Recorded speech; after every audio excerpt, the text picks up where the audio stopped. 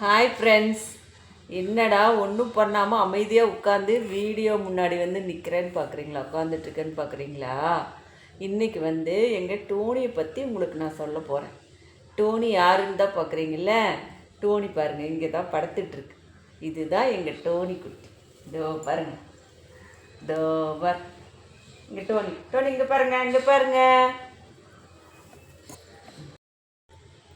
நீங்கள் பாருங்கள் டோனி எப்படி படுத்துட்ருக்கான்னு பாருங்கள். காது குடஞ்சி விடணுமா, காது குடையிறதுக்காக அழகாக படுத்துக்கிட்டு காது குடஞ்சி விட சொல்லிகிட்ருக்கான். இங்கே டோனியோட கதையை தான் இன்றைக்கி நான் உங்களுக்கு சொல்ல போகிறேன். இந்த டோனி குட்டி பார்த்திங்கன்னா ஃபஸ்ட்டு வேற ஒருத்தங்க வச்சுருந்தாங்க. அவங்க ஒரு 4-5 மாதம் வச்சுருந்துருப்பாங்க, குட்டியாக எடுத்துகிட்டு அதுக்கப்புறம் என்னால் பார்த்துக்க முடியல. நாங்கள் அடிக்கடி நாங்கள் ஊருக்கு போகிறோம், அது இல்லாமல் வீட்டில் எல்லாம் அசிங்கம் பண்ணி வச்சிருது, அதனால வேண்டான்னு சொல்லி ஒரு பையன்கிட்ட கொடுத்து விட்டுட்டாங்க. அந்த பையன் இந்த டோனிக்குட்டியை பிடிச்சி இழுத்துட்டு போயிட்டு இருந்தப்ப நான் பார்த்துட்டு என்னடா தம்பி அப்படின்னு சொல்லி கேட்டப்ப ஒன்றும் இல்லைக்கா, அவங்க வளர்த்துனாங்க, அது இப்போது வேண்டான்னு சொல்லிட்டாங்க, அதனால என்கிட்ட கொடுத்துட்டாங்க, அது நான் கூட்டிகிட்டு போய் நம்ம தெருவில் தான் விட போகிறாங்க அவங்க, அந்த மாதிரி சொன்னாங்க. அப்போ இல்லை வேண்டாம், நான் வளர்த்துக்கிறேன், என்கிட்ட கொடுக்குறியான்னு சொல்லி கேட்டேன். கொடுத்தப்போ அப்புறமா சரின்னு சொல்லி கொடுத்துட்டாங்க.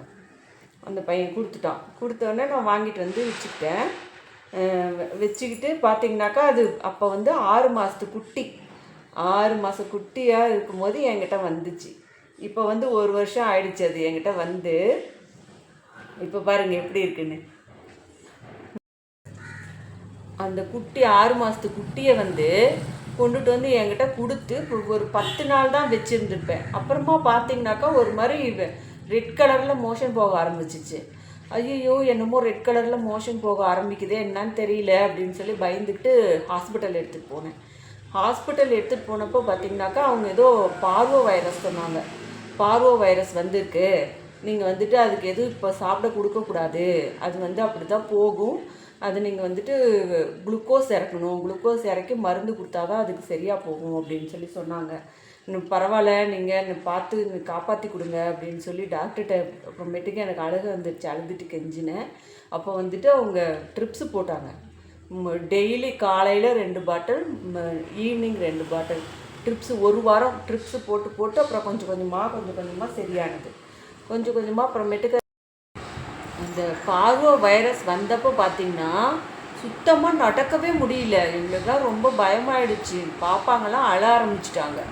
அப்படி நடக்க முடியாமல் அது பாட்டுக்கு ஒரே இடத்துல படுத்து கிடக்குது. மோஷன் போகுது ரெட் கலரில். அப்படியே ஒரு மாதிரி ஆயிடுச்சு. போதுன்ட்டு அப்புறமா எங்கள் அக்காங்க சொந்தக்காரங்கட்டெலாம் கேட்டேன். அவங்க ஐஸ்கிரீம் கொடுத்தாக்கா சரியாக போகும் அப்படின்னு சொல்லி சொன்னாங்க. அப்புறம் ஐஸ்கிரீம் வாங்கிட்டு ஊட்டி விட்டு பார்த்தோம். அதுக்கப்புறம் காலையில் சாயந்தரம்னு சொல்லிட்டு 1 வாரத்துக்கு 3 பாட்டில் ட்ரிப்ஸ் இறக்குனாங்க. போடவும் கிளியர் ஆகிடுச்சு, நல்லா ஆகிடுச்சு. ஒரு 3 நாள் 4 நாளையிலேயே எழுந்திரிச்சு நடக்க ஆரம்பிச்சிச்சு. அதுக்கப்புறம் என்ன சாப்பிட கொடுக்கறதுன்னு சொல்லி அப்புறம் அவங்களே இந்த மாதிரி சாப்பிட கொடுங்க அப்படின்னு சொல்லி ப்ரிஸ்கிரிப்ஷன் எழுதி கொடுத்தாங்க டாக்டர். அப்புறமேட்டுக்கு அதை கொடுக்கங்காட்டியும் சரியாக போயிடுச்சுங்க. இப்போ டோனி சூப்பராக க்யூட்டாக இருக்குது.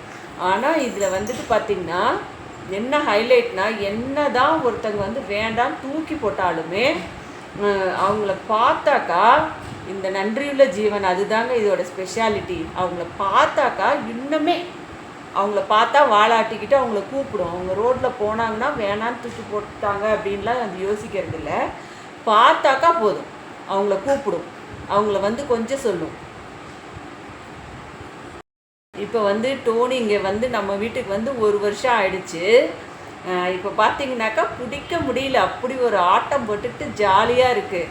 ஆனால் என்ன, நாங்கள் வீட்டில் பாப்பாங்க ஸ்கூலுக்கு போயிடுறாங்க, நானும் ஆஃபீஸ் போயிடுவேன். அந்த டைமில் பார்த்தீங்கன்னாக்கா அதை இந்த இடத்துல தான் ஒரு தாவர மாதிரி இருக்குது, அதில் கட்டி வச்சுட்டு சாப்பாடெலாம் வச்சுட்டு போயிடுவேன். அது மாதிரி தண்ணி எல்லாம் வச்சுட்டு போவேன். சாயந்தரம் நாங்கள் வர வரைக்கும் அமைதியாக படுத்து தூங்கிட்டு இருக்கோங்க. எனக்கு அதுதான் ரொம்ப பிடிச்சிருக்கு. அது பாட்டுக்கு அமைதியாக படுத்து தூங்கிட்டுருக்கோம். நாங்கள் வந்த பிறகு தான் அதை அவுத்து விட்டுருவோம்.